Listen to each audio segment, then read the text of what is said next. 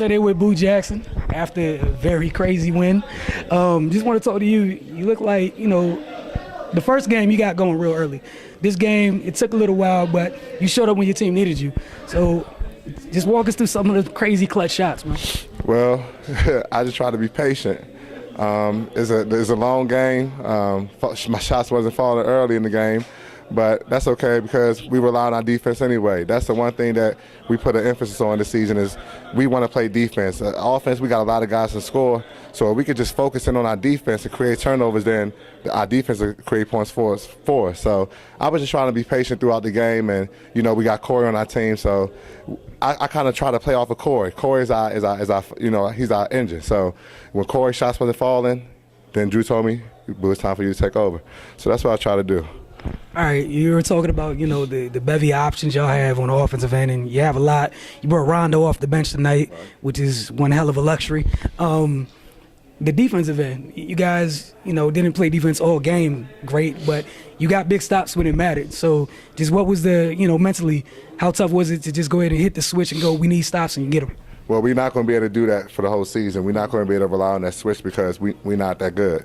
There's a lot of good teams in the Piss League this year, so we're going to have to find a way to get going early. It's kind of like we have to create a challenge for ourselves every game. If a team don't have a guy with a big name on the other side, then we kind of play down to our competition.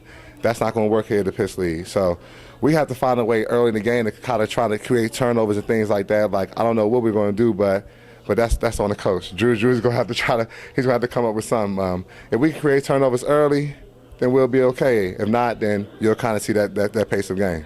All right, you already brought up Drew being the coach. So with him, he has to manage all you offensive firepower that you guys have. You already said for you playing off Corey. So was that your decision to kind of just fall back and let him get going and you find your way after him? Well, we kind of it's just a feel for the game. It's just, it's just kind of, it's just kind of, after playing with somebody for so long, you just kind of, you can kind of see it. You can kind of see it. You can see the other team. The other team most of the time trapped me and Corey. So once I see that happen, then of course you're not going to want to go 1-on-2. So Corey has to come off the ball, or vice versa, I have to come off the ball. So when that's happening, then we try to get those slashes and things like that. And if that don't happen, then I bring the ball up. That's why you're seeing Rondo on the bench, because me and Corey can bring the ball up.